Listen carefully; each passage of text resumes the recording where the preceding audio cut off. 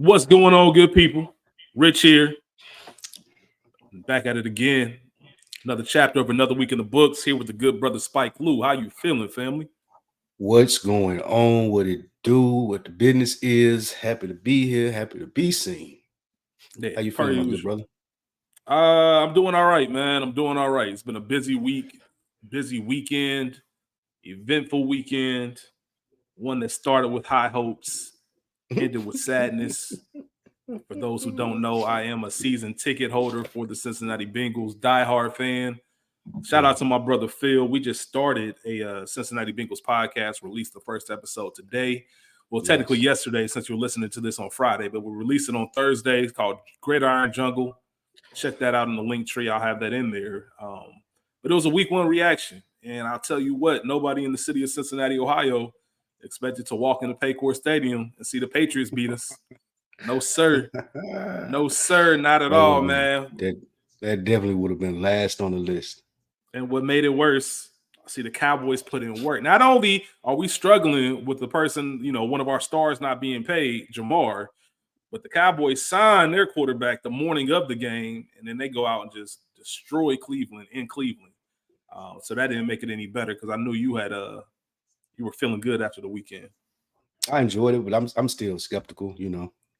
I don't know if Dak worked that. I don't know if Deshaun Watson just that bad or our defense has gotten better. So I'm gonna take it week by week. That Deshaun gonna need to be studied. That needs to be studied. Yeah. That fall off is crazy. I don't know how much of that is just it's psychological because of everything he's going through. I don't want to say going through like he's the victim. All the bullshit he's been doing. well, no, true. That is true. Yeah. But they said his dad died or something over the weekend. Oh damn, did he? Mm-hmm. Recently, I mean, even over the weekend. First of all, condolences to him and his family. Yeah. But from a sports perspective, even last year he didn't look good. So yeah, that's true. I don't know. But hopefully, obviously, brother gets it together. It's wild that he's even that. You know what? That's a whole other conversation for another day. We're not gonna get there. But before we get into today's episode, I was gonna say real quick while we're on football. You may have had this down. I'm not sure, so I ask you now. What do you think about the backlash that Jay has been getting from naming Kendrick? Do you think Kendrick should be the halftime act? And what you think about the backlash? Got you. All right, because that ties into the latter part of this episode and the main thing that I really want to talk about today, especially when it comes to accountability. So we'll save that, but trust me, that'll definitely get tied into it, and it has nothing to do with me being a huge Jay-Z fan. Jay-Z's not even the thing. That's not even going to be the topic. But it's just stepping back and observing how everything went and how the conversations go. I really want to talk about that. And, lay the challenge out to everybody listening and to those out there who need to hear it. So we'll talk about all of that. But before we do, man, eventful week, but also a sad week in regard to our legends, our giants who, went on with the ancestors. R.I.P. to James Earl Jones, one of the most recognizable voices in history, not just film, but history. And also Frankie Beverly. Frankie Beverly got so many parties started, so many family reunions and gatherings started with the music and the work that he did, man. Two big losses. Spike Lou, what did you think about the loss of two giants, two legends? First of all, rest in peace to those brothers. Very instrumental in my childhood. Like you said, Mufasa, James Earl Jones was, and even before then, he was King. I can't even remember King Joffy Joe. He was King Joffy Joe before then. So, James Earl Jones, legend, as you said. It's crazy the bad stuff that come out that I didn't even know about once you died. As far as it's about his white women. Yeah. I didn't even know that. Like I had no clue that, but it's crazy what Twitter lets you know. Oh, bro, they were already on the. I saw something on Twitter where it said James Earl Jones, Harry Belafonte, and Sidney Poitier walking to the bar. Which one of them tells you they hate black women first? Like it was just wild, and I'm just like, yo, it's an interesting conversation. How you have to be able to pay respects. I mean, the truth is the truth, but it ain't always time for the truth. Like let people mourn him. He means a lot more than that. Sometimes I feel, and once again, this probably is going to go into the conversation later. just because you can say it doesn't mean you have like, to. give it and time. sometimes the conversation, man. Sometimes the conversation can be had at another moment, and have that conversation loud while somebody's still here. I think it's kind of once people pass and you want to bring that up, or if it's not known, it's not known. Let people remember how they need to. But once again, the truth is the truth. So I'm always very mindful of that. You can't cut stuff out. No matter how your legacy is, all it takes is one slip up to ruin it. And when you talk about the story of someone's life, if you have some slip ups, that's going to be included in it. It's up to you to see what sentence it is. Is it the first sentence? Is it the third one? Is it towards the end? What blurb they reading? It take a lifetime to build a legacy, but a second to break it. It's a fact. Also with Frankie Beverly, one of them, I think I just learned last year that Before I Let Go was like a breakup song. Were you aware of that? I don't think I was. Yeah, like he wrote that song. But it makes like sense. If you listen to the lyrics, Before I Let Go. Obviously, once you say it aloud, but he was talking about how it's ironic that people party to that so much, and it's him breaking up with his chick. I don't think because that's a live ass breakup song. That's some Return of the Mac shit. That was a little breakup song. You know what I mean? Return of the Mac is when you got these happy breakups. Hey, come on. He said, I'm back outside.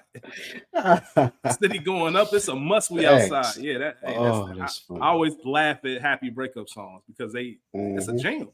Like, you wouldn't even think that was the case. I bet Rachel probably knew that. She probably knew. She a music head, old school music head. As we get into the pleasantries, absolutely, man. As we get into the pleasantries and some of this minor stuff before we do a check-in on our 21-day challenge and talk about last week's episode. A lot of stuff been happening in the news, Spike Lou. First thing that I want to discuss with you, Miami Dolphins star wide receiver.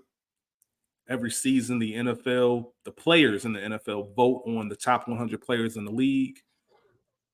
For this past season, the players voted Tyreek Hill as the number one player. It's usually a quarterback that takes that spot. Tyreek got the number one spot. Very well-known player in the NFL, well-known athlete, plays for the Dolphins. Was on his way to the game this past Sunday and was pulled over for what is allegedly speeding, suspicion of speeding. I don't think they clocked him. Reckless driving. The way he was they didn't reckless driving. Yeah, whatever the charge was, but I don't know if it was Dade County Police. I don't know if the sheriff, and that's my bad. I should have made sure I looked that up. But either way, law enforcement pulled him over. And the traffic stop turned into Tyreek Hill being handcuffed, forced to the ground. I don't want to say slammed. I don't want to overhype it. Forced to the ground. Two teammates drove by seeing what was going on, including one, Calais Campbell, which if anybody knows anything about Calais Campbell, one of the nicest human beings in the world. Not that I know him personally, but just from accounts and stories that you hear, he's been named Man of the Year in the NFL. Like, just one of those people where everybody has that person where if you don't like him, something wrong with you. Right. Like, that's just not somebody you can hate on. Like, he's one of those people. He ended up being detained, put in half handcuffs, as well as the tight end, Jonnu Smith. The body cam footage came out. There was some conversation about should Tyreek Hill have handled it better, and did the police take it too far? Spike Lou, what are your thoughts on everything that transpired in that video? It was Miami-Dade police. And Miami-Dade, okay. Could he have handled it better? To answer that question first, obviously, yes. But I don't think that that's the issue here. Mm-hmm. I think the issue is more so what we always talk about as Black folks is how we are approached with so much aggression. Mm-hmm. Like, and it wasn't no, oh, he said something to piss me off. As far as what I seen on the body cam, meaning Tyreek Hill, like, the cop didn't give Tyreek Hill a lot of room to even make him mad. He already came up there with an attitude anyway. And it's almost like cops feel like you have to respect me because I have this job. And that's just not the case. There are laws that I should abide by, yes, but I don't, like, when you get in your feelings because I may have a tone with you, or if I said something that you may not like, I mean, get over it, motherfucker. You the one chose to be a police officer. So while he could have handled that better, I'm not going to say if I had that much money, as Tyreek Hill had, that I wouldn't have handled it the same way. Because it's almost like one of the lamest lines that you probably could say, but I mean, you can use it's like, nigga, do you know who I am? Like, y'all are right here by the stadium, nigga. This is a $450,000 car. Who did you think it was? Like, and nigga, whatever laws I broke, just write the ticket and get the fuck out of my face. Like, I would definitely have that same attitude if I had as much money as Tyreek Hill. Don't tell me to keep my window down. Like, don't come beating on my window all hard. And then the second dude that came up there and just was like, get out of the car, get out, like on 10.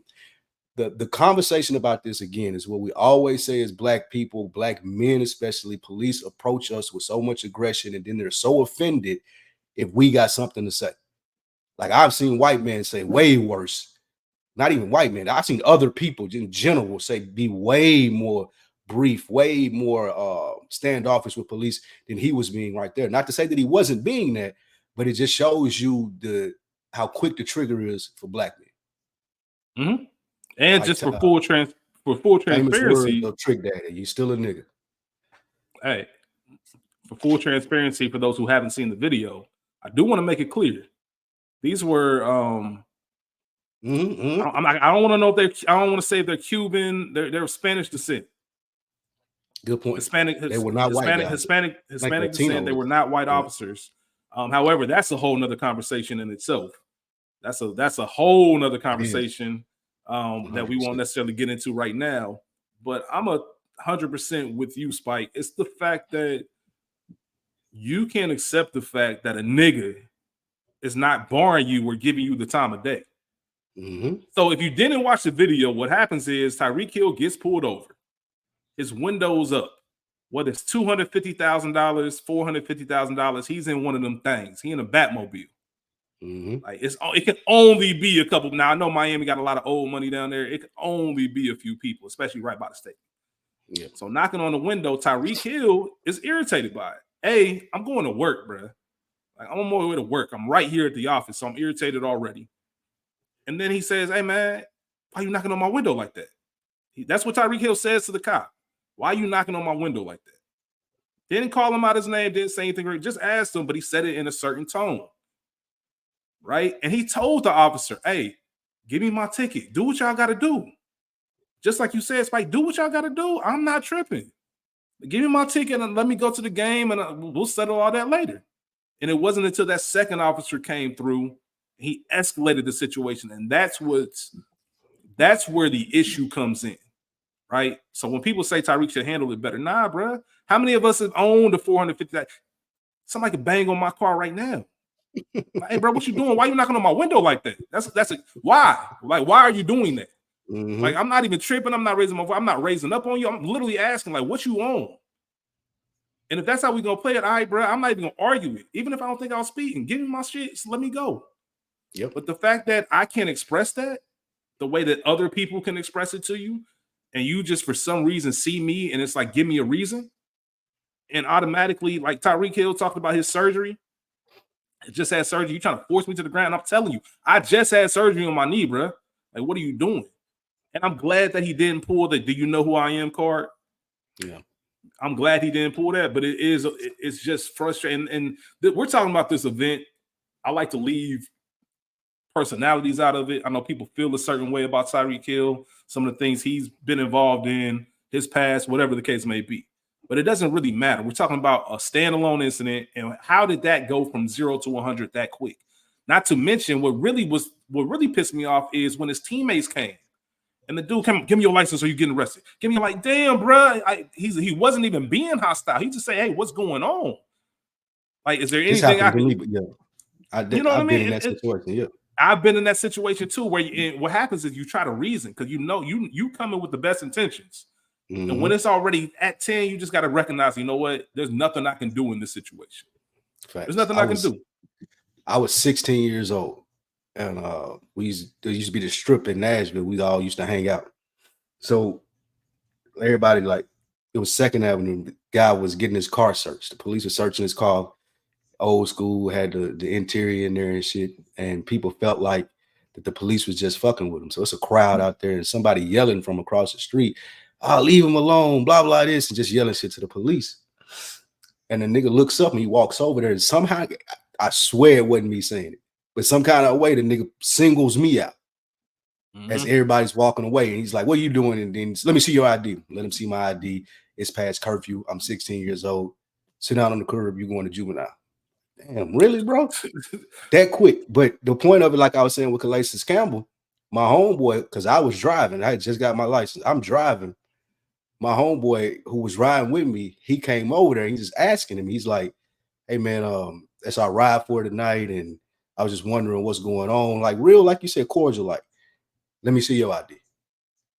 He older than me, 17. Sit down right here. You're going to juvenile too. I'll never forget that shit, bro. It was like, what in the fuck? But it's like you said, you can have the best intentions. And just because you're a nigga or you can't talk to me like that, where see, you would let most other people do it. Like we've seen the leeway that the Karens get. We've seen the leeway that other people get. So if I'm Tyreek Hill, then absolutely, nigga, I'm pissed off. Like, don't, like you said, don't knock on my window like that. And even before that, what we left out, why it escalated is he was telling him, as I walk back here and run your license, leave your window down. And Tyreek Hill was like, why? I've never had an officer tell me that. That may be protocol. I'm not sure. But he was telling him, because when the officer walked off, he was like, well, leave the window down. He's like, no, like, go do what you got to do. And then he was like, leave the window down. He said like 5-6 times. And then that's when the other dude came and he said, I'll make you get out of the car. Get out of the car. And then it got ugly from there. But it's just a situation. While we talking about it on another week in the books, we know this is not a sports show, but why I felt like it was important to bring up, and I'm sure you too as well, Rich, we as black men deal with this shit all the time. And we try to tell people, like, I don't have a multi-million-dollar contract. You out here and you got insurance, you got license, you feel like you're doing shit right, and you don't get the same type of respect or time of day that other people do. And that's the biggest thing that I got from this situation. Like, even with Tyreek Hill's status that he is, he's still not getting the time of day to someone else who probably had a lot less than him. And it ain't even do you know who I am? It's a more so for me, you know who I am. I know you know who I am. I promise you know who I am. That's why, like you, I'm glad he didn't say it, but it had to do with who they thought he was. They've heard these stories, just like you talk about. He got 10 kids, this, that, and the third, and he being mouthy with me. I'm gonna show this little nigga. That's what it looked like that they were saying to themselves. 1,000% what it was. It's all about authority. Let me ask you this: from the accountability standpoint, we talk about what upsets us is that we can't express how we truly feel in that moment. I don't have to be polite to you, right? Like, I can ask you, why the fuck are you banging on my window? Like, why are you doing that? Or let's not say I don't cuss at him, but I can still in a certain tone, like, bro, what are you on? Why are you doing that? Right? We can have that conversation, but we're also not Tyreek Hill. We're not celebrities. We're not multi-millionaires. What are your thoughts on the conversation that, hey, you know what? This is just kind of how the game is, and we do have to take a little bit more care and caution in how we deal with the police. We do have to bite our tongues in these situations because I want to make it home to the people I love, and I don't want, even if it's not a situation that can become fatal, just the inconvenience, like you just said, of I'm on my way home. I got X, Y. I got another week in the books to record. And because I asked a question and you ain't like the tone, now I got to go to jail. Now I got to go through paperwork. And you know nothing's going to come of this. You just trying to inconvenience me in my time. I never forget, it was me, Chaz, and our boy T. I remember we were going to go see, I think it was Mummy 3. For some reason, I think it was a Mummy 3. We was going to movie theaters to go see it. That was random, right? It had to be some chicks involved. That's the only way. Nah, man, it was just Mummy fans, man. Random, right? We was all in Toledo, went to go see it. I got pulled over because at the time in Ohio, it was illegal to not have a front license plate. All right. So, I mean, Spike, I'm in the parking lot of the movie theaters. As soon as I be in my spot, the lights come on behind me. I'm like, what happened? They come up talking about my license plate. I'm like, cool. Like, what's up? What you about to do? I'm like, all right, man, what you mean what I'm about to do? I'm about to go to the theater. Right, what movie you about to see? What time? And I said, you know, Like, is this really like whatever you got to do? Pretty much like giving my ticket, the movie about to start. He held us on purpose to make sure we was late to that movie. It was intentional, 100%. And it's one of those things you just sit back and like, all right, man. Like, all right, cool. Like, I'm not about to get upset about it and be pissed off about it. But I say all that to say, is it easier for us to swallow that pride and just be like, you know what? I'm just about to take this and go on about my day. What's the accountable thing to do in that situation? I think the accountable thing to do, because we know how unfortunate the events can turn into.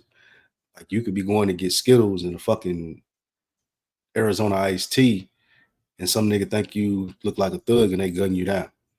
So we have been taught as Black men to just make it home. Don't engage, don't do these things. But you would like to think as you grow older and become more successful that that's not something that you have to worry about. But unfortunately, as we just seen, and why I'm glad this video came out, you do. Again, to quote Trick Daddy, you're still a nigga. So the responsible thing to do to answer your question is I should be more less standoffish, more open to what the officer's saying. That should be the case.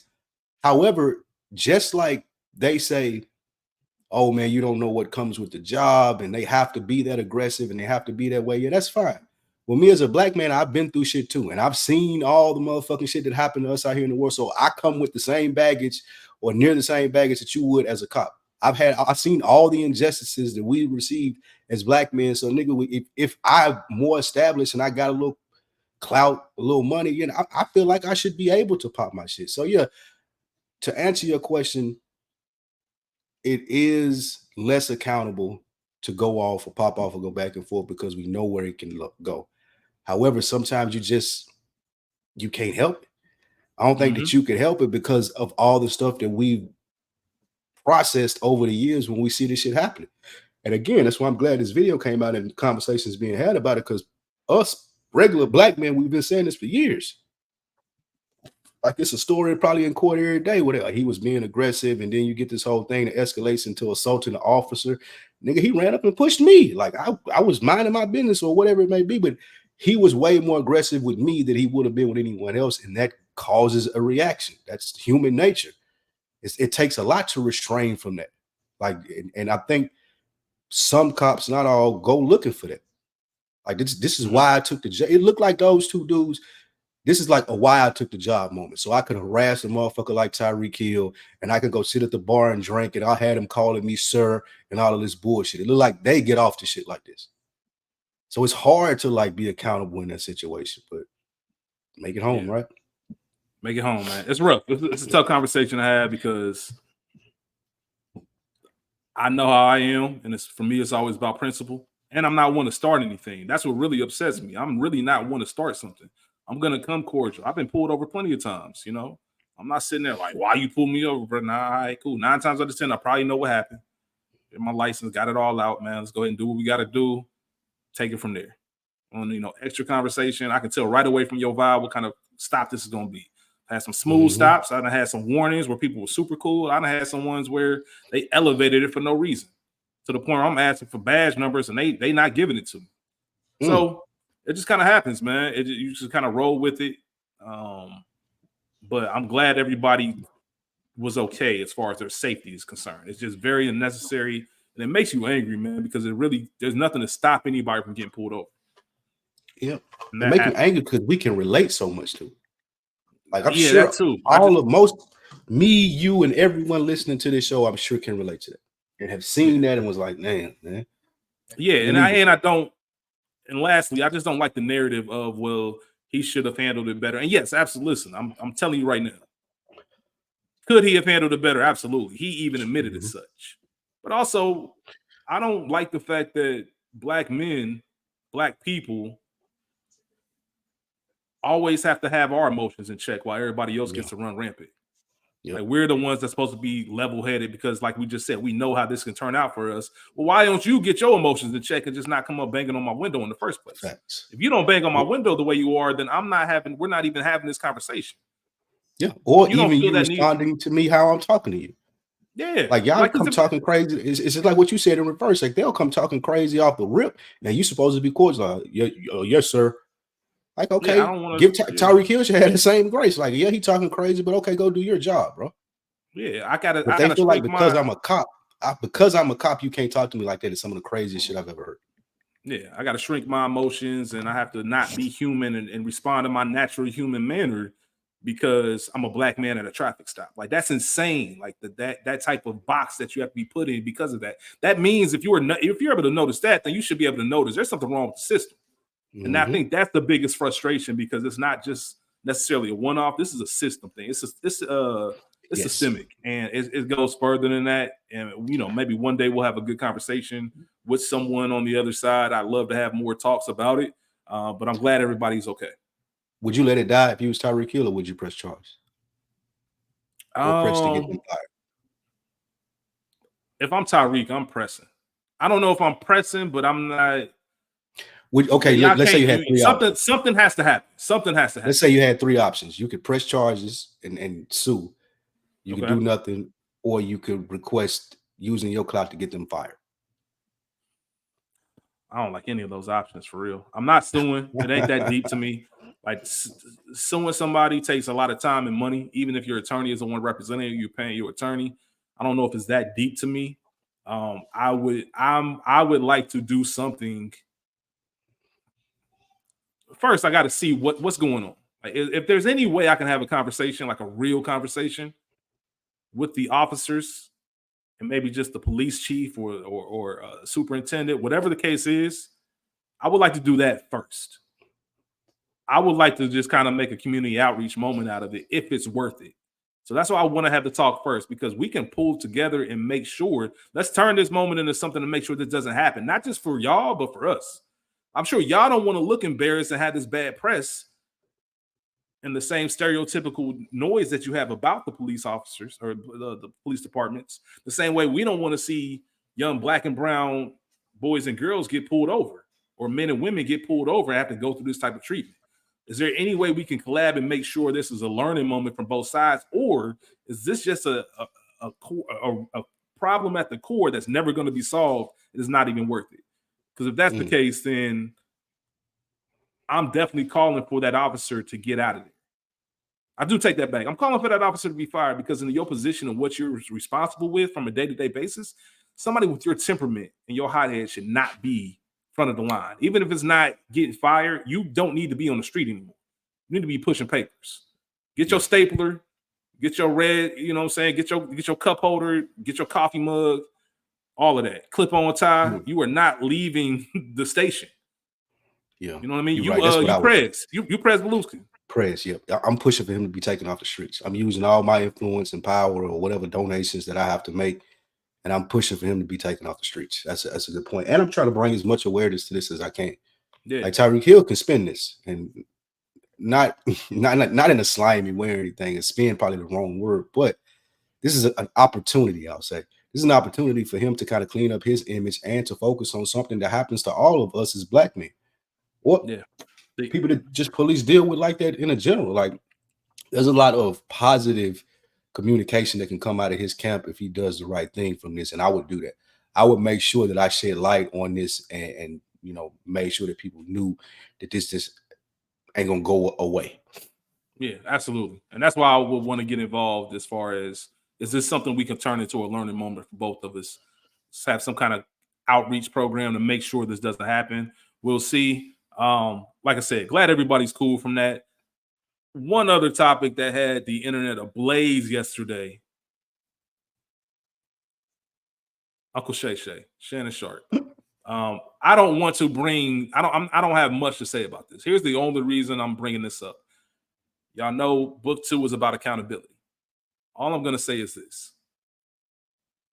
We have to start learning to own up to our shit. Listen, we human.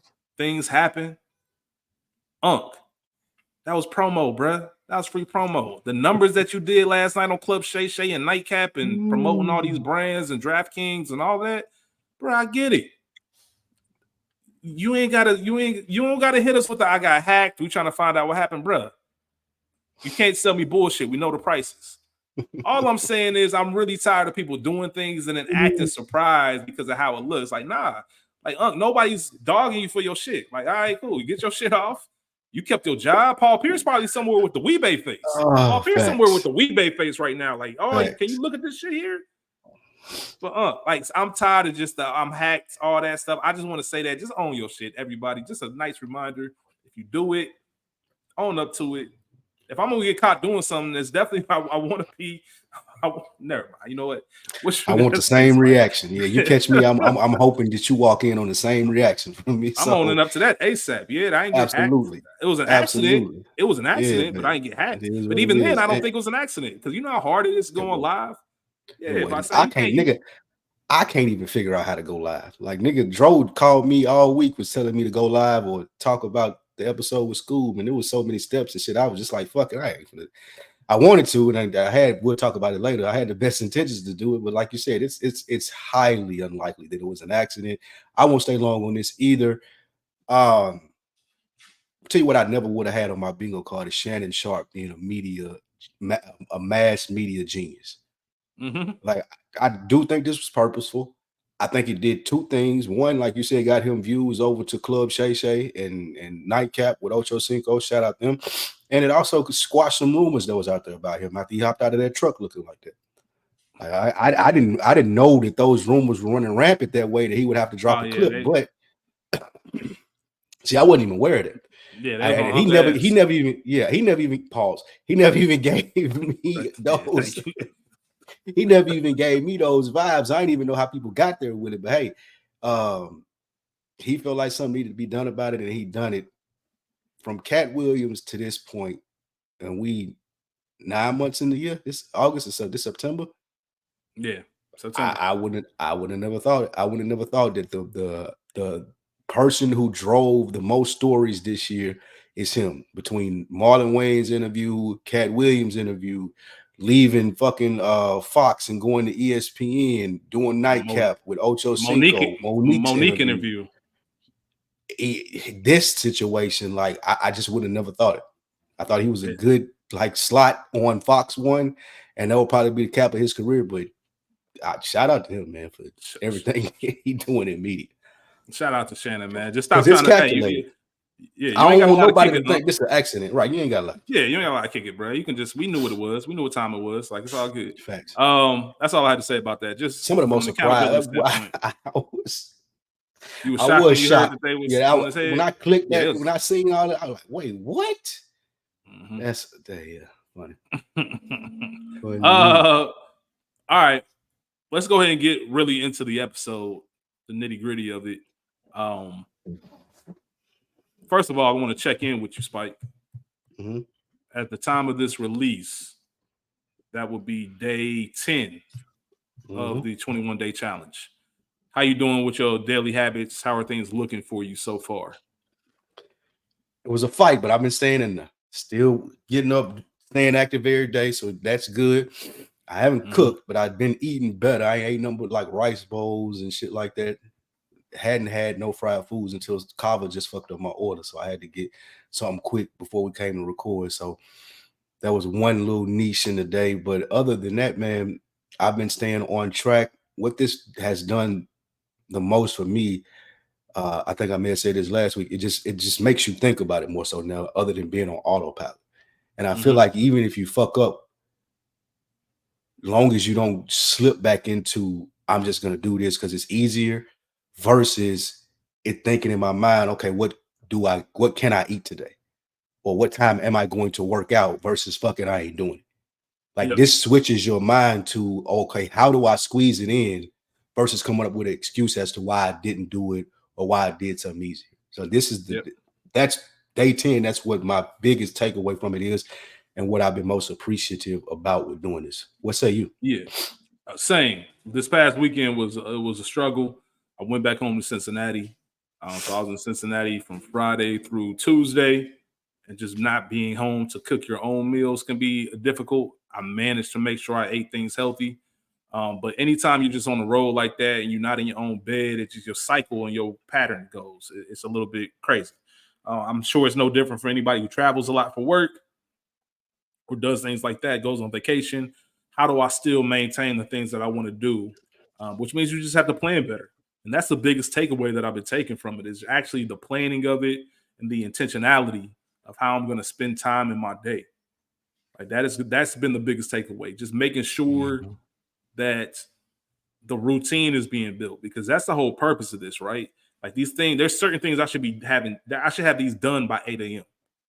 and not even have to worry about it anymore.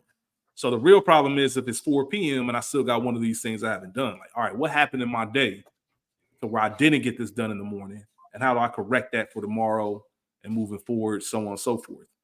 So the fact that I'm able to construct and build my day and, like you said, be more aware of what I'm doing, knowing that, yes, I can just say, I'm going to go ahead and eat this Philly cheesesteak, but I told myself I wasn't going to do this.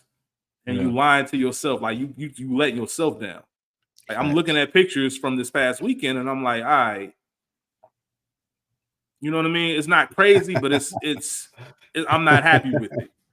Yeah. You know, and I've been going in the right trend, but it really makes you, all right, I got to go a little bit harder now. Facts. You know, and I know what that's like. So I'm glad that I'm in the position to where I'm taking it serious, getting health up, the whole nine. But I'm looking now. I'm halfway through, and it's like, all right, man, we just got to finish it strong.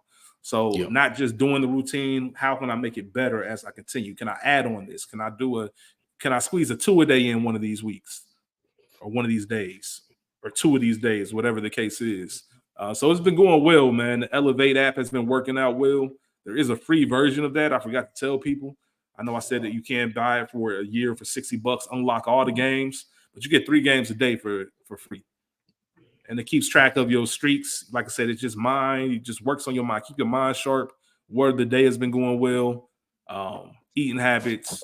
I found waking up. My journal. Did I say that before? Yeah. I found my journal. Yep. You sent it to me. That, so yeah. Yep, the journaling, all of that. The high journal, yeah. So yeah.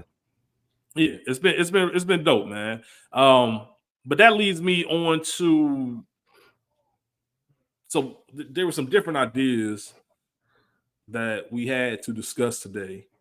Yep. And we decided to shelf it because a week later, we're still getting feedback from Chapter 2's episode, and Isaiah's appearance and him telling his story. And it made me think, too, real quick. Yeah, go ahead. I'm not being facetious when I say, and I thought this when I was doing it, but even more so after the feedback, I do a lot of recording, a lot of podcasts. I've done a lot of podcasts. When I say this is probably one of my most memorable and enjoyable conversations that I have, I mean that from the bottom of my heart. I hope Isaiah gets to hear this. He will. The transparency that he showed and telling that story that a lot of us are familiar with, which is why we got the feedback that we got. I got numerous texts on my phone like, nah, nigga, this episode was amazing. Like the amazing, best episode ever type vibes. Like it was just, I felt good to be a part of it, 100%. And I would be, I shouldn't have went this long without being saying it, but I would be remiss to say like that was some good ass podcasting right there. And shout out to it. Wasn't me and you came and did our job. He came and showed up. Nah, like, that's real. He did his damn thing, and it's great to see how people are responsive to that. Like I got stories with niggas texting me. Like I had a cousin passed out, or of course the stuff that happened with Rich Homie Quan. I had a cousin that died from it. I had like so many stories and DMs and IGs from people just relating to this and just thanking him from being that vulnerable. So man, I got people saying they went back and listened to it twice. I'm gonna listen to this again. Yeah. So man, shout out to Isaiah, aka School. I had to throw a School in there. I just didn't feel right continue to call him myself. Yeah, I call him School since 7. I gave him the nickname School. I talked about we're 2 years apart. We're 2 grades apart as far as school goes. So when I was in 8th grade, middle school in Ohio, or at least in Cincinnati, is 6th, 7th, and 8th grade. know some people got junior high where it's just 7th and 8th, but our middle school was 6th grade, 7th grade, 8th grade. So I'm in 8th grade, he's in 6th grade. Is it 1st through 5th? First, kindergarten through 5th, 6th through 8th, 9th through 12th. Interesting. Yeah. I was K through 4, 5 through 6, 7 through 8, then high school. Okay. I got all them different schools. That's crazy. Yep. Yeah, we ain't do all that. So I remember I was in 8th grade, he's in 6th grade. So school, I'm big bro. You know, if I'm in school, if I hear anything about school on some shit, people know to tell me. And I'm gonna pull school like, yo, bro, what you want? You know, he always on his best behavior. Same way when we was in high school. He's in 9th grade, I'm 11th, he's a sophomore, I'm a senior, right? But after I leave, that's when I get the story. I come back and say, oh, skipping school, he out, he ain't here. But what happened in 7th grade, when he was in 7th grade and I was a freshman, we're no longer in the same building, right? So that 7th grade year, he was out, he was just wilding out. He had to go to summer school. And it was just one of them corny things when I was just like, you love school so much, I'm just gonna call you school. That's funny. And that's just how it stuck. Everybody calls him school now. So it's just one of those things. But back to the matter at hand, when we talk about chapter 2, it's you can tell he was ready to get that story out. And as someone personally who knew about the addiction before that, obviously before this even took place, this episode, even though I only found out a year ago, I could tell you a year ago he would never have been ready to acknowledge that. Never been ready to even talk about that or be viewed in that way, and was still in denial about it, man. There's a lot of other things that took place that I'm not going to speak on. That's his story. I don't know he wouldn't have any problem with me speaking on it, but all of it is just to say he wasn't ready for it. And he talked about that and being ready to make it, and I'm thankful that he is. And I know it's still a daily, like I said it last week, he can't afford to skip a day. So far as what we talk about accountability, he has to be accountable to himself and his family every single day, because that's a serious thing. That's a serious thing that he's dealing with on a daily. And he has to make sure he's aware of his triggers and things like that. And to go to your point, I was amazed. And for me, it's a little bit more personal because I've known school for 35 years. It's like my actual blood. So I looked at it from just being proud of him. I don't know if I've really taken the time to realize, like, from a podcast perspective, how good the episode was. Because it was I was in it. I was learning things for the first time, you know, versus hearing someone tell their story. I'm like, damn, I ain't know that. And I'll be honest with you, Spike. And I meant to say this last week, man. I kind of felt like an asshole for like missing so much of that. Like I carried that for a few days. Like when he talked about 2013, he told my Aunt Kim. I'm thinking like, damn, 2013, how did I miss that for 10 years? Right. Or was I choosing to miss it? Like whatever it was, one of my greatest gifts is the way I observe things. I peep the scene. I know what's going on. And the fact that I didn't for so long, I felt like I let him down. So I carried that for a few days. And the feedback that you shared with me, that I've received, that I've seen on Another Week in the Books DMs, it's been phenomenal. It's been crazy. And not to mention, Chaz called me today, right? Chaz called me today after we did best episode ever. Check that out on the Culture Garden feed. Shout out to Chaz. And you said at the end of it, like, hey, same thing you just said, man. Some of the best podcasting I've ever been a part of. You get a chance to check this out. So Chaz went to listen to it today. He called me, and it's funny because me, you, and Chaz, you heard the conversation about the phone calls. Of course, I had to pick up after being on his ass yesterday. But he called me. And he called. I could tell that's Chaz's personality. He tested that theory the next day. Yeah, he tested it the very next day. Not even 12 hours later. But he called me just to say, hey, man, I just listened to this Another Week in the Books episode of school. I just want you to tell school that he's in my prayers. This is an incredible episode. And he talked to me about people who are going through addiction, not drug addiction, alcoholism in this sense, but just how that's a thing. And he really sparked the idea of we have to make sure that we're checking in on each other and having real conversations, because he's like, man, listen, he has that personality kind of similar to us. Like, I'm not going to judge you for what you do, but also you reach a point when if I'm your brother, shout out to Bodie, man. Shout out to Bodie Broadus from The Wire, one of my favorite TV characters of all time. There's a moment in season 2 when he's at a funeral home getting arrangements for somebody's funeral. I'm not going to say the name just in case it gets spoiled, even though the show's been out for 20 some years. But either way, he's talking to the funeral guy, and he says, when you stand with somebody, you stand with them to the end. Otherwise, you ain't shit yourself. And I think we all need to really take that into heed. If you're going to call somebody your brother, I really think we need to start looking at it and making sure we do what brothers do. We can't be yes men. We have to be able to check each other in a respectful way and for the betterment of, hey, I want you to be around. I want you here. I love you. I appreciate you. I'm not coming down on you, man. I'm here with you. I'm fighting this battle with you. And you can't do that until you really dig deep. And we've talked about it before, about the surface level conversations that are easy to be had. But when Chaz was on the phone with me, he was like, listen, I'm not going to tell this man's business, but I also know he's dealing with it.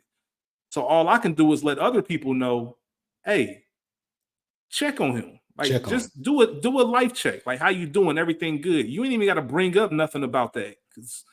But just make sure that he knows that there are people out there that care about his well-being and what he's going through, right? And that's important because we don't do that enough, or we might assume that everything's cool. And sometimes somebody just needs that, hey, man, are you good? Are you okay? How has life been? Nah, for real. Yeah. You know what I'm saying? Not the, oh, it's all good. Nah, for real, bro. Like, how has that been? There's a beautiful moment in if Beale Street Could Talk when they have the two brothers that having, the Brian Tyree Henry, who plays Paperboy in Atlanta, and then the main actor, Fonnie.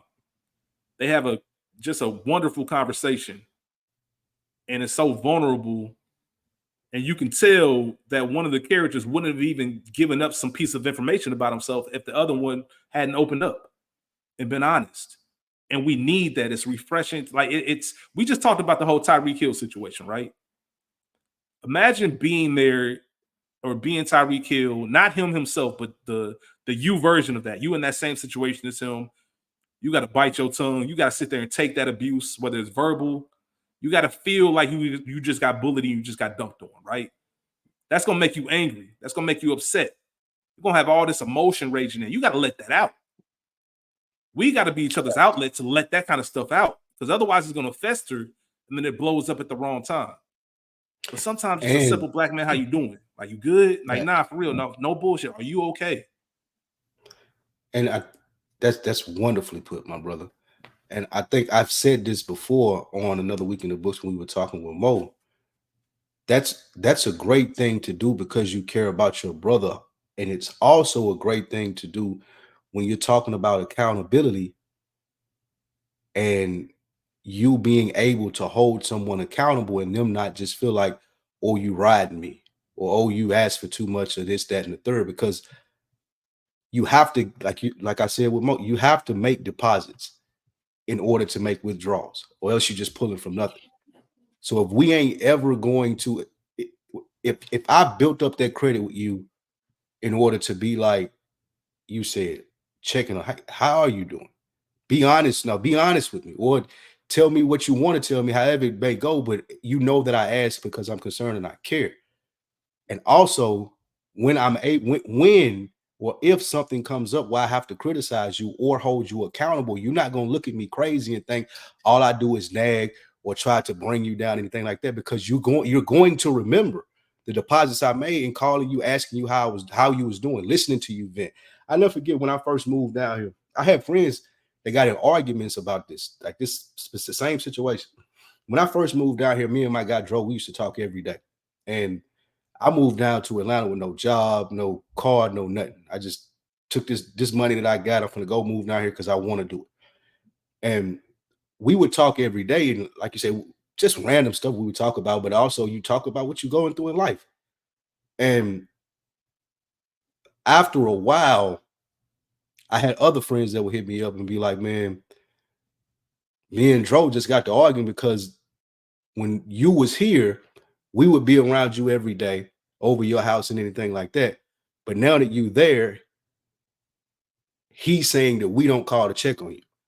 And he's getting that information from me in the sense of not me complaining that, oh, nobody called to check on me, this and the third, but just hearing me talking and asking, have you talked to such and such? No, I ain't talked to him in this long. Or have you talked to such and such? Did you know this was going on? And I would be like, nah, I ain't know. And I never forget, Scoops called me. He was like, well, Tro talking about, nigga, don't nobody call you and do this, that, and the third.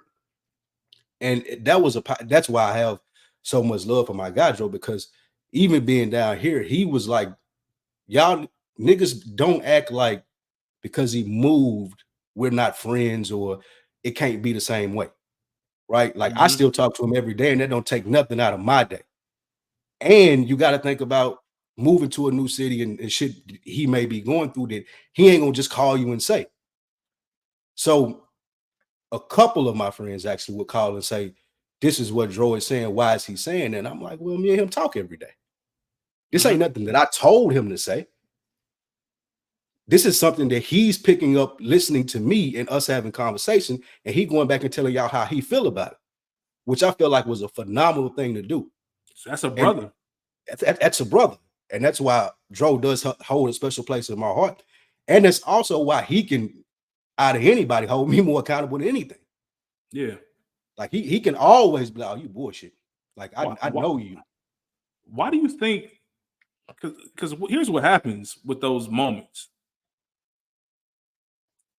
It's like people don't know how to have, I don't even want to call them difficult conversations, uncomfortable conversations. And then all it is you teaching someone how to treat you or acknowledging something that they're doing that's a detriment to them. Right. And those are the conversations that we should be the most eager to have with our brothers and our loved ones, but we shy away from the most. You know, we talk about the term crashing out. Like I would never want to see, like Spike, if I logged on Instagram tomorrow morning and I see some wild ass posts, fuck everybody, all y'all can kill, like I'm calling you ASAP, like, bro, what's going, are you okay? Like seriously, like what is going on? Because this ain't even like you. And why do you feel like this is the method to get out whatever it is you need to get out? You should have a Dro. You should have a Scoops. You should have someone to talk to if you do feel this way versus going straight to the internet and just letting it fly. Either you're looking for attention for something or you're really hurting and you don't have an outlet. Either way, that's a problem. And you need to have a brother with you in that moment. Right. So I think that's brotherly, Dro. I think that's dope. 100%. And I again, that's been over 10 years ago. And I still remember it, like you said. And to your question, I think the reason that we approach those conversations with so much caution is because we aren't as invested as we claim we are. Like a lot of people that claim that they invested in you, what you got going on, they really not. It's convenient. It may be beneficial to you or them, and however like it comes off. And I'm not saying this about any of my friends or anything. I'm just saying in general, the reason that we shy away from hard conversations is because I haven't made enough deposits to be able to have this conversation with you where you know at the end of it, it ain't no hard feelings. I didn't say this because I don't fuck with you. As a matter of fact, I'm saying it because I do fuck with you and I see something is wrong. Do you remember Killer Mike's Netflix series Trigger Warning? Came out like almost 8 years ago, whatever it was. With the blood and the Cripicola. Yep, Cripicola, all that. I never forget there was a moment, and I can't remember what the assignment was, the project was. But there was a group of students, not like kid students, but they were adults, but they were a student in whatever the project was that Killer Mike had them doing. And Killer Mike was critiquing this one guy. He took it so personally. And I'll never forget Killer Mike just looked at him and said, hey, man, it's just my opinion. Like he literally put his hands on, it's just my opinion. Like it's nothing for you to get this worked up about. Like you don't even know me to be that upset about what I'm saying. It's literally an opinion. I'm not defining you by this. I'm literally just pointing out something that I see that doesn't make sense. And I'm telling you, this is what I inferred from that. And he got so worked up. And it wasn't the fact, it was Killer Mike's response to like, hey, it ain't even that deep, bro. And for some reason that just resonated with me in regard to, or resonated, I don't know, I said resonated. That's how you know it's like resonated with me in this ain't even that deep, bro. It's just a conversation. Yeah. Like we ain't gotta cuss each other out. Ain't gotta be words. This is me literally reaching my hand over, like, you my brother. I said I got you, so I got you. Or even if it is that deep, I'm not saying it because I'm trying to embarrass you. I'm not doing it because I'm trying to embarrass you. I care. And a lot of motherfuckers have, and it go to what you said. I care, and a lot of motherfuckers have seen it and they not saying shit. But because I care, I'm seeing it and I'm saying something. And I'm willing to take whatever response that you have from me, but I do want to get it out there that I see it because I know you and I see what you're going through. I see you ain't hitting on the same cylinders that I know you usually hit on. And something up. Like, and to be able to tell somebody that, to say that to somebody, you got to be making deposits in their life. Like, you have to be calling, checking in, going even beyond. Like, I got homeboys that won't let me off the phone because I'm quick to give you the okay, cool, and they'll keep talking. That's what I'm saying. Nah, like, bro. Yeah, not even acknowledging. You're not even acknowledging. I'm gonna go with it. Like, man, fuck all of that, nigga. How you feeling? You know what I'm saying? Like that. And that's some of the realest shit ever. You need that. You need that, man. That's some real shit. And I just challenge everyone out there: be accountable to those you love, to the ones you care about. In that regard, make sure that you are actually asking them real questions, and that all stems from a conversation that I had with school today. So I'm sitting here thinking about this episode, and thank you to everybody for their feedback, because you don't have to take time out of your day to reach out to either one of us to let us know your thoughts. But the fact that you did, and it's been in an overwhelming manner, I can't tell you how much that means to us, just from two brothers trying to bring more light and positivity. Just trying to leave things better than we find them. That's really our goal here. We're trying to be the best versions of ourselves. For y'all to acknowledge that, it means a lot. But it also made me think, from an accountability standpoint, Spike, one thing that we didn't discuss last week is, what does that look like for us? What does it look like for the person who's trying to support someone? And this kind of stemmed from that conversation with Chaz, being the person who has someone who is going through, fighting a battle, fighting an addiction of some sort, in that weird line of, I can't care about this more than they do, but I also can't give up on them. And I called school and I asked them, because I'm like, hey, I just want to know what does that look like to you? Right? For somebody like me, what do you need from me? Right? How are you in a way, how can you hold me accountable to what you need from me to help you? Right? And he gave me a nice list, and I want to just kind of talk about it and give a bullet point for anybody out there who's listening, because addiction, like you said, one of the most overwhelming thing is how many people I know someone like this, or I'm dealt with this, or the whole nine. And it's like, damn, we all have the same stories. Let's talk about it. So school gave me some pointers. I want to share them with everyone else. If you want to write them down, whatever the case is. First one, I want to ask you a question. Go ahead. Quick, before you get into that. What accountability do we hold? The example, I would say, is how much do you really fuck with that person?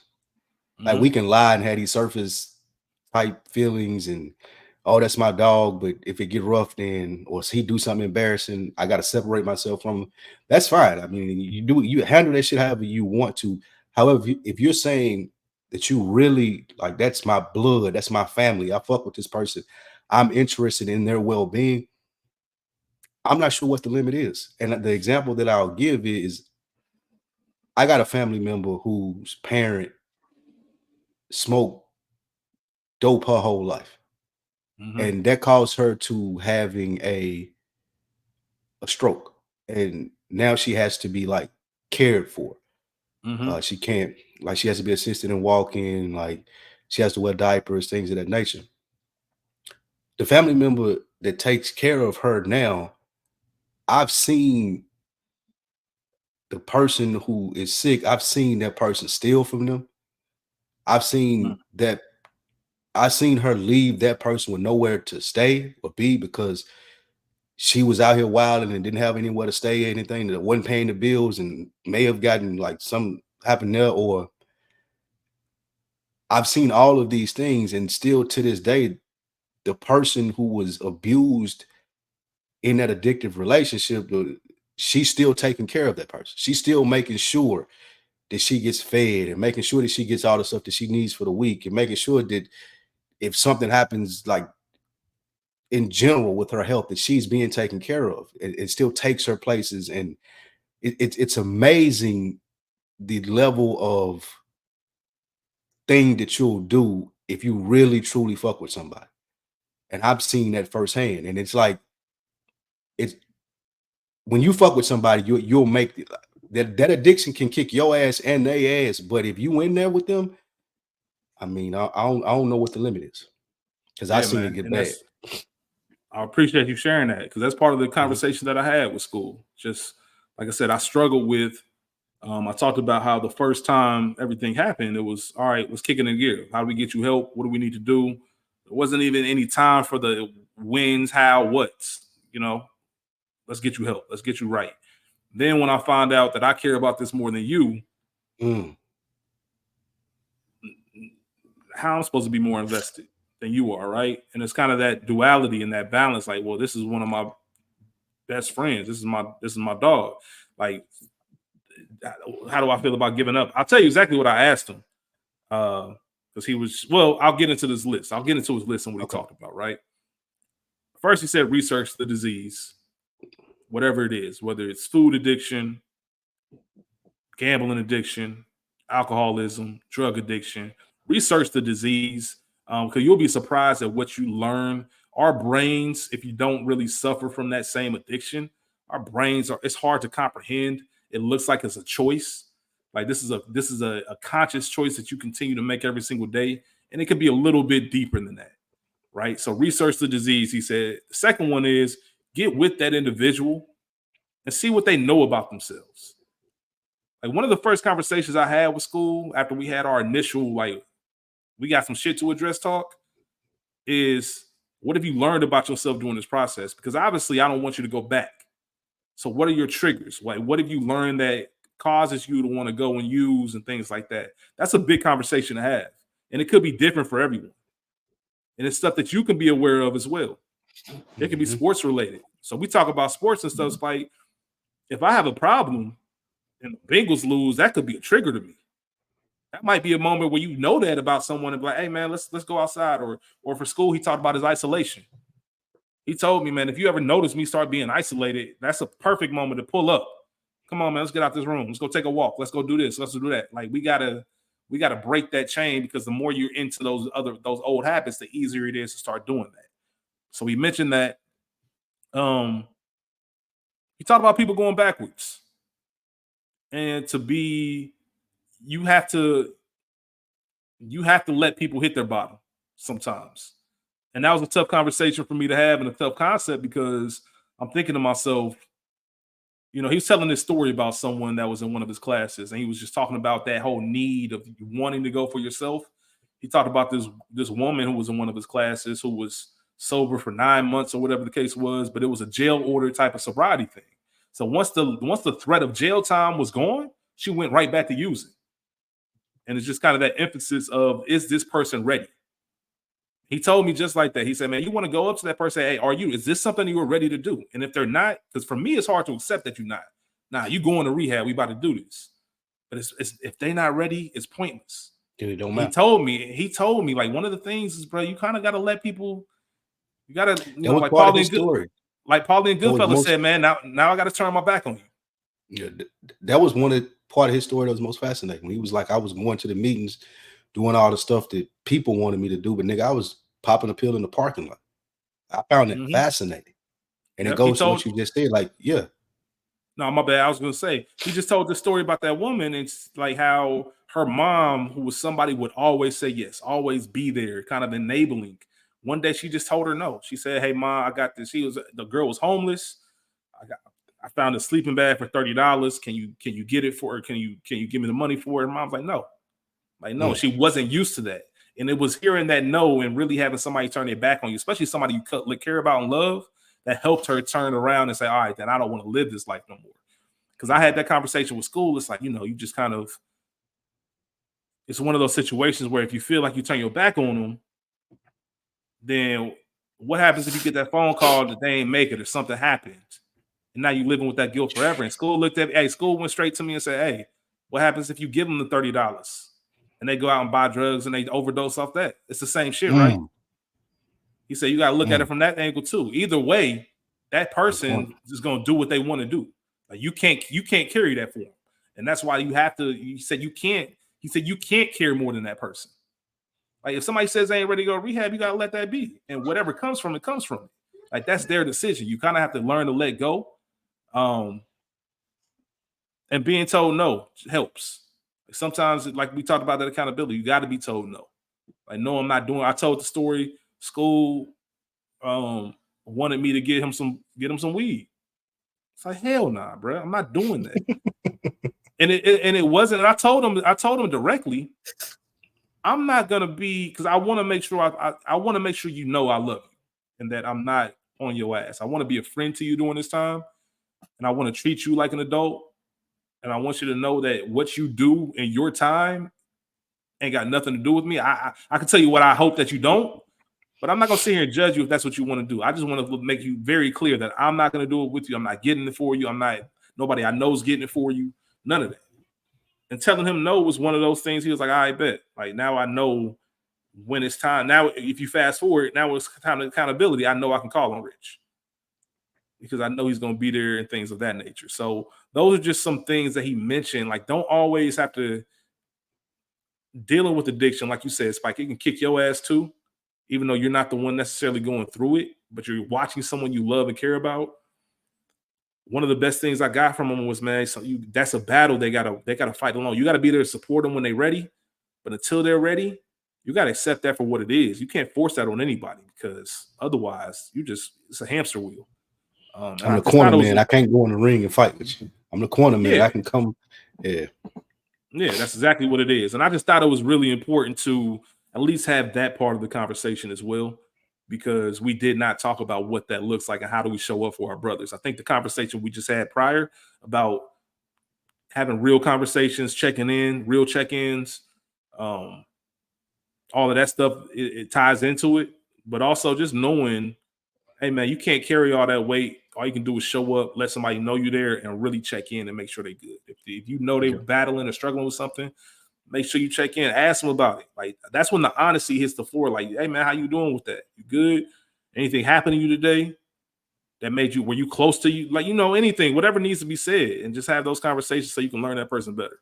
You got anything else to say just about the whole chapter 2? I think that was a good list. And again, shout out to Isaiah. I was glad to be a part of that. I appreciated all the feedback that we got from it. And that was it. Yeah. All right. This is the last segment before we get out of here.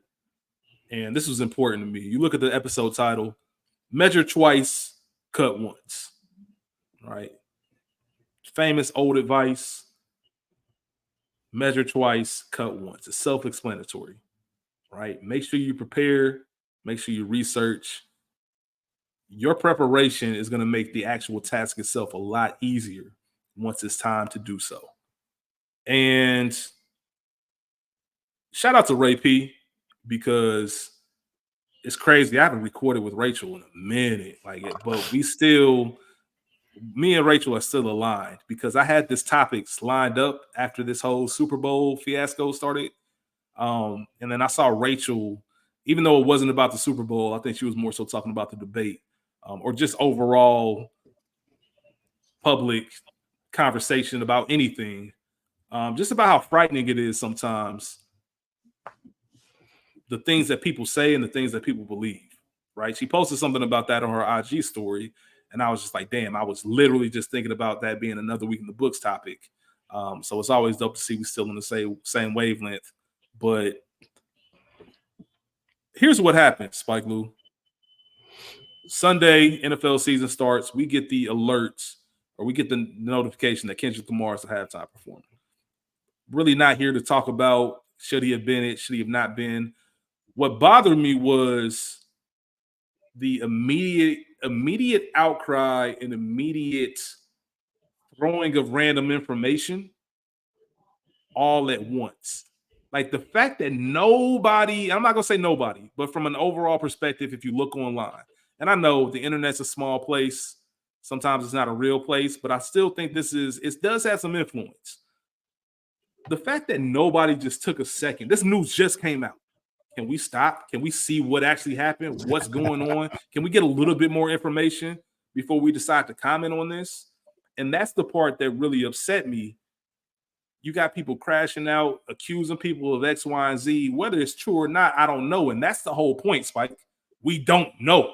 Let's get some more information. It's okay to gather info and then come up with a formed opinion. The same thing happened with the debate. Yeah, the same thing happened. Same thing happened with the presidential debate. You have a lot of stuff just going on online, and you see a lot of people believing a lot of lies. And I recently was telling someone, Spike, that one of my biggest pet peeves is when people present their opinions as facts, right? It's like it bothers me. Like when you present your opinion as a fact, it really does. And then I thought about that a little bit deeper. And I thought about certain things aren't that harmful. All right. So if I say The Wire is the greatest TV show of all time, that's my opinion, but I'm presenting it as facts, right? But that's harmless. It's not, that doesn't have really impact on that. And plus, it's not tangible. Same way if I say Jay-Z is the best rapper of all time. I'm saying it as a fact, but we know it's not tangible. There's no way we can actually prove that compared to like, hey, Jay-Z sold the most records of all time. All right, that's something we can actually look up, research, things of that nature. All right. So I realized in that moment, it's not the fact that people present their opinions as facts. It's the fact that I had to ask the question, why are people even believing this to be a fact to begin with? Right? Why is it so easy for people just to believe something? I guarantee you right now, you go on social media right now and just post some bullshit. Just say they say that Shannon Sharp, da-da-da-da-da-da-da. And because since that's a trending topic, there are going to be people that read your post and do nothing with it except for believing. They're not going to research it. They're not going to look it up themselves. And I quickly realized it's the fact that people don't take the time to research their opinions and the opinions that they hear. That's my biggest pet peeve. I don't care about you presenting your opinion as fact. What I care about is you not doing the proper research to know what the fuck you're talking about. And why are you so comfortable just spewing out whatever comes to your mind as fact without doing the proper research? And it's a dangerous time. Go ahead, Spike. You know why I think people are confused nowadays, though? I think that they take those statements as those opinions that are stated as facts, and they use that as facts for their research. Like I hear so much now, oh, I seen on Facebook. Oh, I read on Reddit. Oh, I seen this on Twitter. I think that there's a significant amount of people who are using, whether it be their family members, friends, whoever they're associated with on social media, they're using that as their research.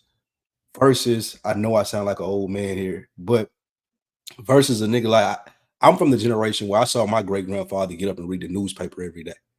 Now, there's stages that things have to go through before they make it to the newspaper. And even if they do make it and it is incorrect, they have a corrections page at the back of the newspaper. Shout out to the young people listening that have no idea what I'm talking about.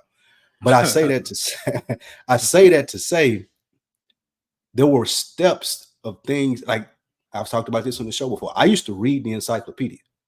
Like I had the whole set. I used to just fucking read it because nigga was bored.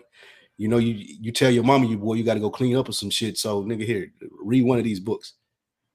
We come from that generation, Rich. There's a generation out here now as to where their encyclopedias, their newspapers, it's Twitter, it's Facebook, it's Reddit, it's Instagram. They'll see a post or a meme or a GIF, whatever, however you say it. They'll see that and it'll register in their brain as fact because somebody put it online. Nobody would put this here if it wasn't true. And it's insane. You're absolutely right. Here's the thing, though, Spike. There's people our age that are still doing it. Yeah. Right? And let's people say, older than us to do this. I'm sure, like, my mom has done. I'd be like, Mom, that's not true, Mom. Like, she sent me some shit about COVID, and I was like, that is not true. And she got mad at me. And I was like, Mom, and I'm gonna tell you how I found out it's not true. All I did was Google it.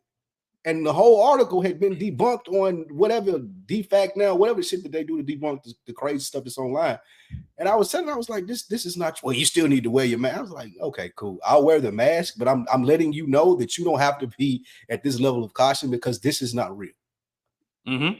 So yeah. it's all right. So take it to a minor level, right? It's just we talked about process. We talk about routine. This is a part of routine. Like this is actually one of the most important things that should be a part of your routine is just knowing things. We're at that point of life where it's not cool to say, oh, I ain't into this, I ain't into that, I don't keep up with. Nah, bro, you be aware of what's going on. You're an adult. You are an adult, bro. Yeah. Now, don't get me wrong. I understand. The older I get, the more I look at people as a whole, not individuals, but just as a society. And I'm like, all right, this is my little bubble in the world, and I'm gonna stick in this. I don't want nothing to do with none of y'all out here. You know what I'm saying? What Kendrick say in his song he just dropped, man, God, keep these lame niggas away from me. Please. Please keep them away from me. I'm gonna get the people I love. This is gonna be our life. I don't want nothing to do with y'all. But in a real way, I have a group chat talking about sports. And there's so many fake sports pages now, right? There's a Twitter page called NBA Central that is absolutely real. And then there's a Twitter page called NBA Centel. They took the R out. That is fake. They use the same logo from that same picture. So if you're not paying attention, you'll get duped. And they say things that are so outlandish you should know that it's fake. But so many people still think Steph Curry. The latest one, the Ohio State one, where they said dude got he couldn't play because he had chlamydia. Bruh. Like, and people will, yes. And people just run with it. And I've had people share this like in a group chat, and I'll literally write them back like, hey, it takes 5 seconds to look this up before you reshare it. Because that's part of the problem too. You might not be able to control somebody telling you some bullshit, but you can damn sure control if you're going to continue to spread that information as well. Or just have the general human curiosity to say, hold up, that don't even sound right. Let me take 10 seconds to look this up. I want to get everybody hip real. Go ahead, Spike. People want to be the first to post the crazy shit in the group. I ain't gonna say that I fell victim to it too in my sports group chat. Like you'll see something like, no way, that's fuck. I ain't seen nobody say this shit. Let me throw this out there. So I know exactly what you're talking about in the sense of people, they get so excited when they see new news now. When I'm the first one that brought this to the group chat, it's crazy to me. But go ahead. There's a classic Denzel quote when he was on one of the red carpets, and they asked him that. And he said, "What's important? What's more important, being first or being right?" You know what I mean? That is just. I'm gonna try to find it and put it as a link to the episode if people want to watch it. But I thought it was an incredible Denzel quote about how just people they don't want to be right, they want to be first. And that's just a danger right now to the society, which means that we have to, I know we're talking about, we use examples of sports, but these are real things that are going on that people can run with. Like I remember the Joe Biden giving out crack pipes story that came out and the whole world ran with it. And I'm just like, yo, that's not what that is. Like how did this turn into that? You know, and I want to get everybody hip. And I mean this because it's one of the best websites that I've ever come across in my life, and I go here all the time. Snopes.com. Snopes, yeah. SNOPES.com. It is a fact-checking website. They're dedicated to it. They have different topics. They have featured topics, the latest topics, news and politics, entertainment, anything. Like anything you're trying to fact-check. Even if you want to submit a rumor. You know, if I heard Spike Lee, I don't know, whatever. I can put that in and they can run it and see if that's true or not. No different than how on Twitter, if somebody posts some misinformation, you'll have that little tag on it and say this is false, whatever the case is. Yeah, people's notes, community notes. Yeah. And even like there was with AI and everything, like there was something on Snopes today about did Travis Kelce tell Elon Musk he would twist him like a pretzel? And apparently there was a screenshot of Twitter of Elon Musk saying something about Taylor Swift, and she just nominated Vice President Kamala Harris. I mean, she not nominated her, but she endorsed her. And then Elon Musk saying something, and then Travis Kelce responding, saying he would twist Elon Musk up. All of it was fake. It was a fake screenshot. The conversation never happened. And even small stuff like that, you can go to Snopes and just research that and look, is this a real thing?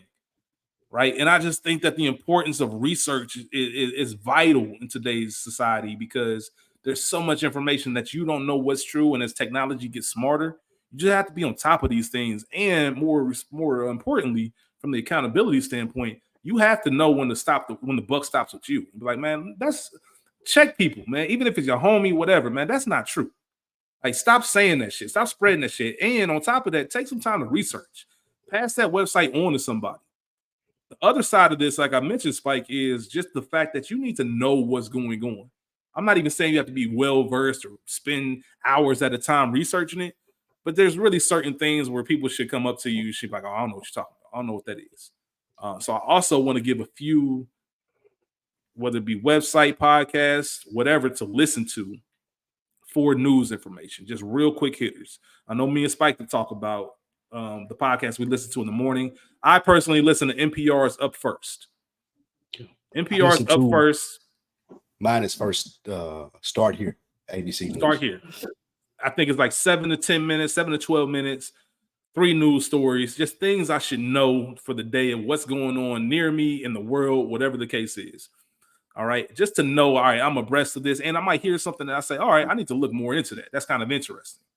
All right. I'm also a part of a newsletter called The Morning Brew. Yep. I don't know if you're familiar with that. The Morning Brew is incredible. It's a newsletter that comes out. If you subscribe, it's free.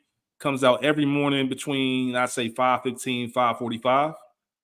And it just kind of gives you all types of stuff. It talks about the stock markets, what's going on in government, what's going on across the world, what's going on in sports, what's going on in tech, all types of things, travel, word of the day, trivia. It just has good information and news, just so you can say, all right, I know what's going on. Or you can see some news and say, that can affect me. I need to really look into this a little bit more. You're trying to get into some finance in the stock market. Oh, that's a good article. Let me read that and see what's going on. What you about to say, Spike? I was going to say 2 podcasts that I had one was Today Explained. And they'll take a story and they'll just break it down for about 25 minutes and give you the complete ins and outs of everything that you need to know about it. Today Explained is one of them. And Freakonomics, with everything that go on in the economy, and we all, want to be more money savvy. Freakonomics gives you the everyday economics behind just general things. When prices went up in the grocery, why was that happening? When there was a bottleneck with the shipping and import and export, why is that happening? If there are tariffs that are implemented because Trump is getting elected or may get elected, what do these tariffs mean to you as an everyday consumer? So Freakonomics and Today Explained are 2 really good ones for that. No, absolutely. I think that's, and I appreciate you sharing that. And most importantly, the reason these are important, and speaking of which, you're talking about the inflation. Inflation is at a Morning Brew just reported today. Inflation has cooled to a 3-year low. Mm-hmm. You know what I mean? So just information like that, knowing it. But the reason why the stuff we just mentioned is because it's straight news. I know we live in an opinion-based society. This is literally just news. People, I'm not giving you my opinion on this. I'm just telling you what's going on. I think that's important to know. We fill our lives with so much. What do you think about this? What do you think about that? Spike and myself just had a conversation about what we thought happened with Unc and Tyreek Hill. Like, I get it. That's part of the culture that we're in now. But it's also good just to have those places where this is just the news. Now let me do my own work. Like, if you're a liberal, if you're left leaning, you should be spending time watching Fox News as well. You shouldn't just rely on what you're comfortable with to get all your news sources, because you're going to be slanted, right? You need to have that balance. You should gather all the things that you can and then be able to come up with your own opinion based off that information. All right. Like, that's just a thing. You have to be able to do that. And I think that's really important. And then also one that I want to throw out there, because I'm a personal fan of it, is Higher Learning. Van Lathan, Rachel Lindsay. That's a podcast that I subscribe to. Shout out to Rachel, man. Rachel back out here in these streets. I'm trying to go to LA and see if I can bump into Rachel. Definitely. Yeah, shout out to Rachel Lindsay. But now I will say, it is an opinion-based podcast, so they will give their thoughts. However, you're still getting the news. There are times when I hear certain stories and I want to hear their opinions, But there's some small things that I didn't even know was happening, and it's good to know. And I'm like, all right, then cool. Now I can hear what their thoughts are, but I'm still going to do my own research. All right, just get a little bit. Go ahead. I was going to say, and too, with that, a lot of people will say, I like Van. Yeah. But a lot of people will say when I recommend that, I don't like Van. I think we need to get more comfortable nowadays. Exactly. Yeah. We should get more comfortable nowadays listening to people who have different varying opinions from us. Like you said with the Fox News. Like, I know people that tell me they hate Bomani Jones. I personally like Bomani. Some of the takes that he has need to be heard if you're a sports fan. It don't matter if you like him and you can disagree with the take, but at least it's expanding your horizon to think, oh, somebody out here really thinking like that. Similar to, like, again, what you just said with Fox News. So I do sometimes listen to people that I don't necessarily like. It's necessary, man, because that's where a lot of the building goes. And I'll be honest, I'm guilty of it too. There's some people when you find out, some people I can't listen to. All right, so yeah, there's some people to Jason Whitlock. Yeah, nah. Some people just they lost cause, man. Like, some people that's just gonna make you dumber because he just, at least he don't even, I don't even think he believes what he says. He's just trying to be spicy or whatever you want to call it. But I had a moment, Spike Lou, where somebody I work with, right? Cool dude. We got different demographics. I'll say it like that. Cool dude, though, never had an issue. And I found out some of his political views. And my first thought was like, damn, you know what I mean? Like one of those moments. And I felt a way, not like a way in the sense of he awful, because I'm a strong believer. Believe what you want to believe. Do what you want to do.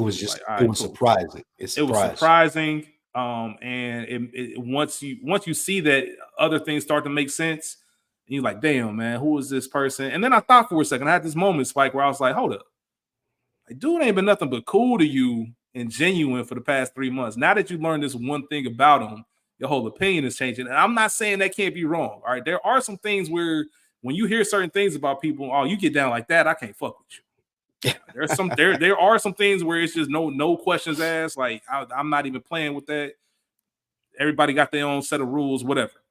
But for that, I'm like, man, all right, let me sit back, because why can't he have the grace to believe in what he wants to believe in? Why has it got to be beef, pretty much? Why can't it just be a mutual, all right, then I don't rock with that, but go ahead? Because sometimes people, and I've learned, the reason I think you fuck with that ain't the reason why you do. It could be a completely different reason, even though I still think you're wrong for that.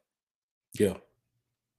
All right. And I can still keep my distance, but it don't mean it got to be, my mind shouldn't instantly be, oh, fuck you. You're a terrible person. Yeah. It don't mean you're a terrible person. Yeah. 100%. And I think that you can learn a lot by talking to people that you don't agree with.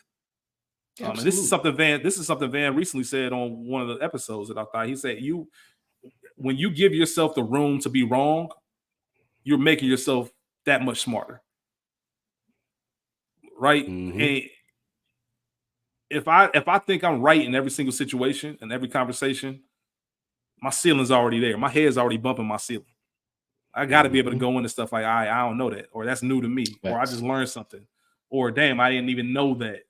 Now I know why you do something. Those conversations, they just mean a lot, and they're very productive. They can be productive, and overall, I just want to make sure everybody takes the responsibility of doing proper research, knowing what you're talking about, or opting to just be quiet. For some reason, I don't know why we're so prideful. I don't know why it's so hard for people to say, I don't know. I don't know why we feel like we always have to know everything, or feel like, hey, since it seems like I'm the only person in this room that doesn't know this, let me fake the funk and act like I do too, versus just saying, I don't know. So we don't know what we don't know, right? Like, for whatever reason, my course of life never brought me to this. All of y'all, it did. Y'all happen to know this. I don't know why. I don't know how, but I don't have any problem saying I don't know. Can someone teach me? And you just never know how much further you can go from there. People are way too embarrassed to say they don't know shit nowadays. Like, it's this social currency that comes with knowing stuff. Yeah, think about how people come up and start conversations with you now. Hey, man, did you see Shannon Sharp on IG? Damn, man, did you see what Stephen A. Smith said to Nicki Minaj? Like, and there's like, just, bro, I don't give a fuck. Give a fuck about none of that. No, I ain't see none of that, my nigga. But yeah, there's this social currency that's out there of like knowing stuff. Like soon as somebody get an alert, like soon as some motherfucker get an alert on their phone, people do it, they'll show it to you. Man, did you see this? Like, nah, yeah, I got the same alerts you got, bro. Like, we both are subscribed to ESPN.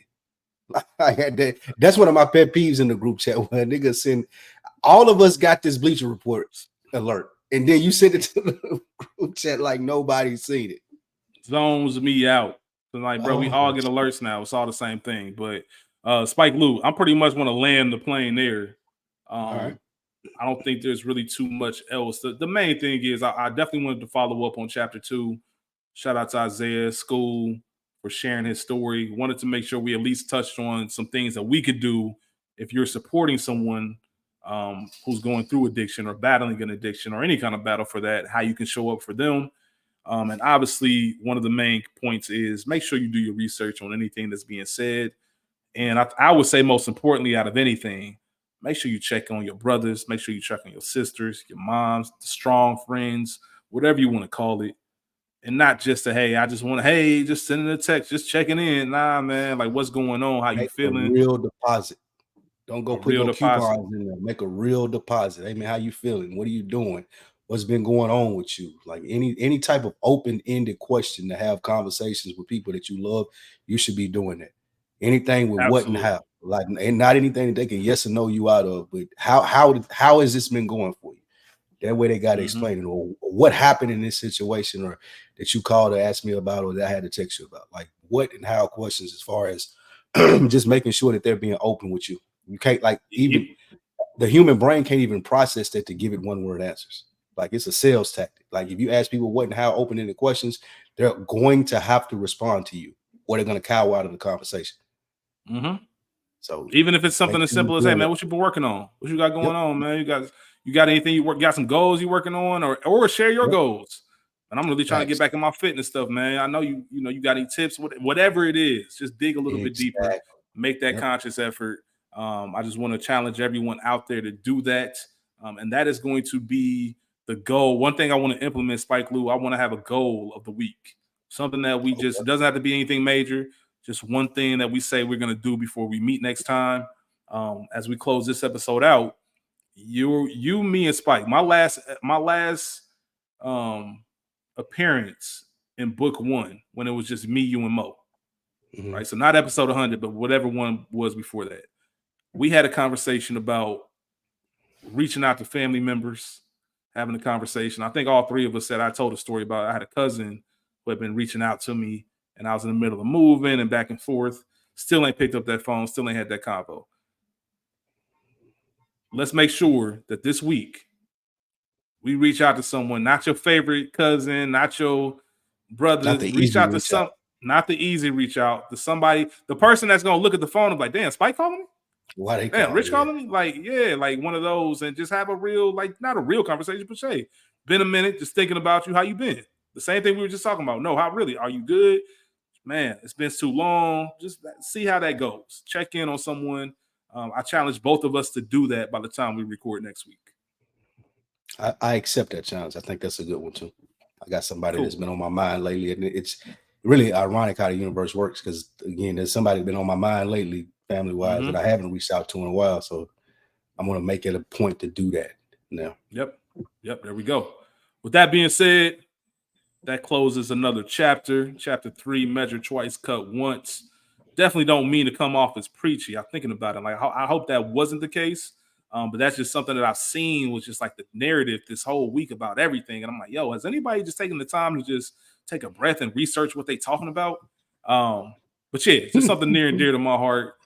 Spike Lou, you got anything else to close us out? Nah, man, we appreciate y'all joining us each week as we continue to build this second part of the foundation that was built with another week in the books, man. Any feedback, reviews, anything that you have to say about the show, please make sure that you share that with me, Rich, on the IG, directly with us, YouTube, whatever it may be, because we're continuing to try to make this thing stronger and better. I think we may have to put the music back, Rich. I got a couple requests saying that the music in the background. I think we may have to do that. And if I need to do something, I'll do it. But I've gotten at least 2 people reach out and say, well, that's what made it different. and made the competition hate like that. So I guess I get it, but all right. Hey, listen, man, we here for the people. So I don't got no problem doing that. We'll make it work and we'll see where it goes from there. With that being said, please remember to like, subscribe, share, tell a friend to tell a friend. We'll see y'all next week. Make sure you're accountable to yourself, to others. Check in on your friends. We out of here. Peace.